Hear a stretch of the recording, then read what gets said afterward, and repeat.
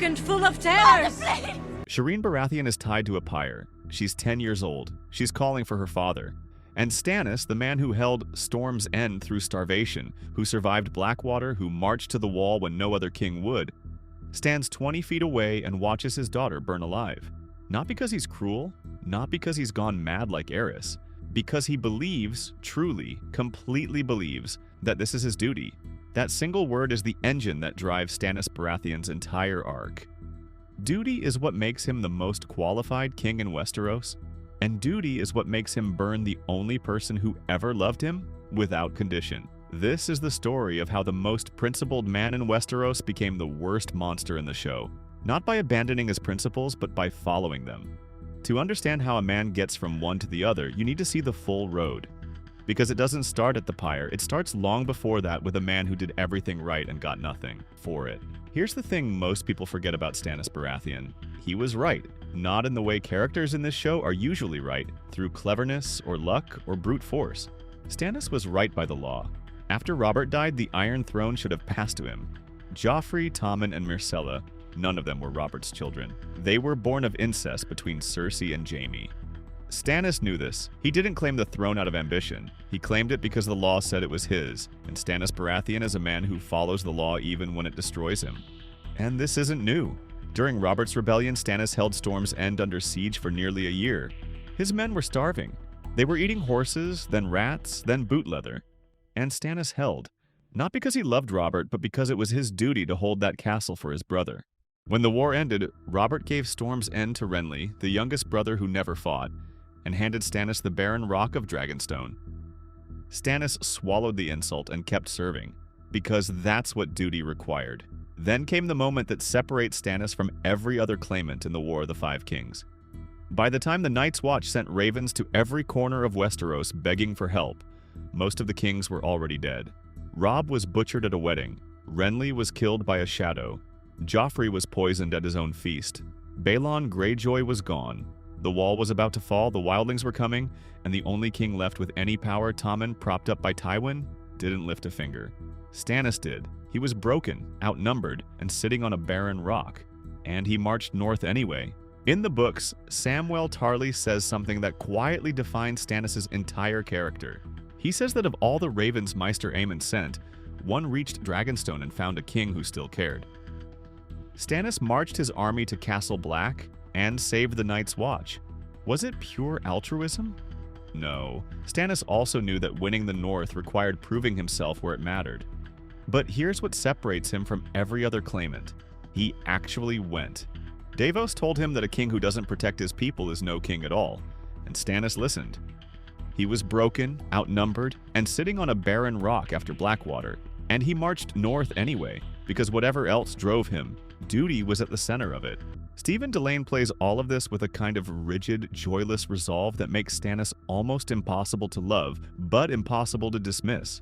He's a man who is physically incapable of being liked, yet morally incapable of doing the wrong thing. That tension is the character, and it's exactly what makes his fall so devastating.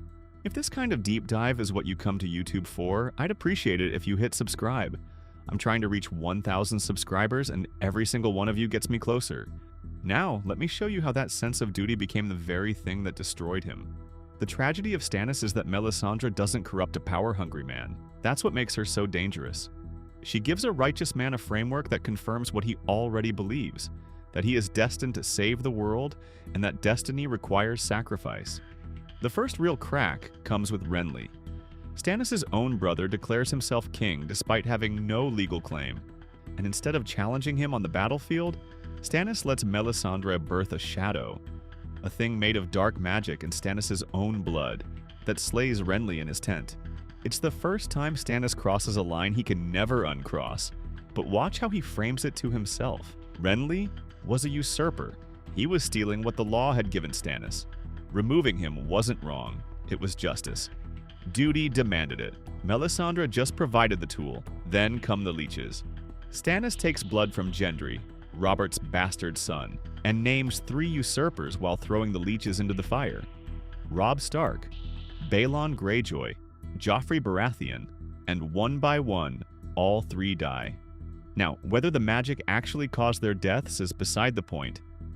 The point is that Stannis believes it did, and every time the magic appears to work, his faith in Melisandre's god deepens. Not because he's gullible, but because the evidence keeps confirming what she's been telling him. He is the chosen one. The Lord of Light has a plan, and the plan requires blood. This is the key psychological shift in Stannis' arc. He stops asking, "Is this right?" and starts asking, "Is this necessary?" And once you're only asking that second question, there's no floor, because necessity can justify anything. Burning leeches becomes burning prisoners. Burning prisoners becomes burning family. Each step feels small when you've already taken the last one, and Stannis, the man who follows the rules no matter what, has simply swapped one set of rules for another. The law of Westeros has been replaced by the law of the Lord of Light, but the rigidity, that iron sense of duty, is exactly the same. It's just pointed at something far more dangerous. And in Season 5, Episode 9, duty finally asks Stannis for the one thing no father should ever give. Stannis is trapped. Ramsay Bolton's men have infiltrated his camp and destroyed his supplies, his siege weapons, his horses. The army is freezing. Morale is collapsing. There is no retreat and no resupply. And Melisandre stands beside him with the same answer she's always had. Sacrifice. Royal blood. The Lord of Light demands it. And Stannis does something that tells you everything.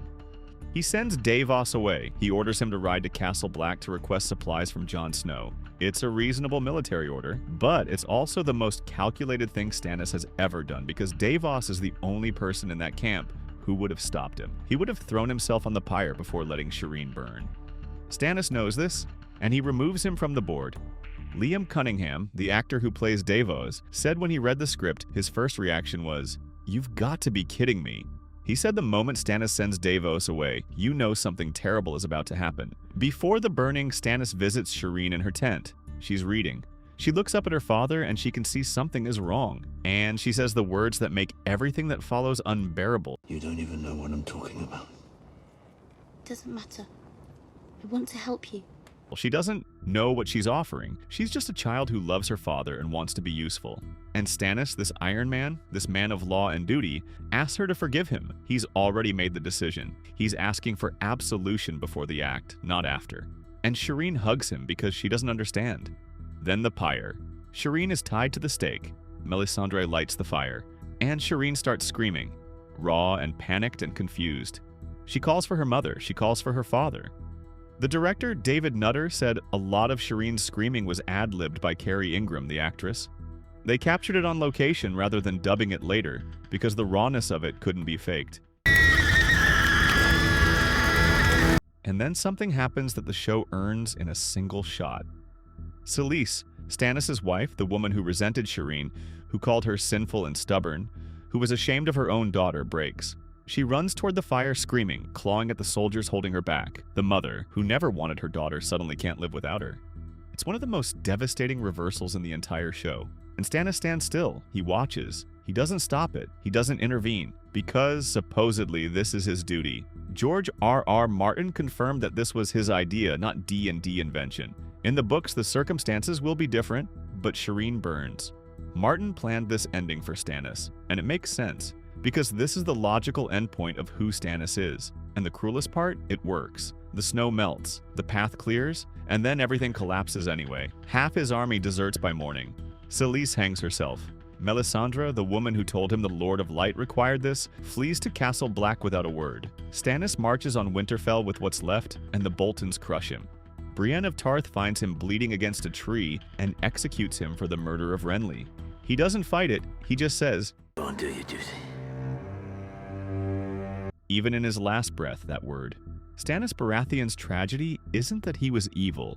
It's that he was right about almost everything, and it still destroyed him. He was the rightful king. He was right about the White Walkers before anyone else. He was right that the realm needed saving. He was the only man in Westeros who understood that the throne is meaningless without a kingdom to sit it on.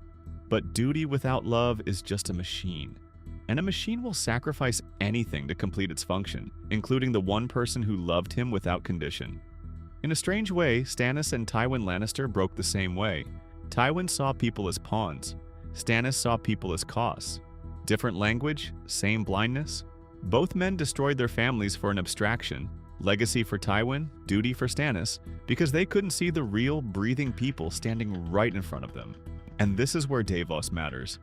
Davos served Stannis out of love, not obligation. He would have died for Stannis without hesitation, but he would never have burned Shireen. That's the line Davos would not cross, and it's the line that separates devotion from fanaticism. Stannis couldn't tell the difference anymore, and by the time he realized it, his daughter was already ash. That's what makes it the worst thing anyone does in 8 seasons of this show. It wasn't cruelty, it wasn't madness. It was faith in a principle so absolute that it burned everything it touched, including a 10-year-old girl who just wanted to help her father. If you made it this far, thank you for watching. See you next time.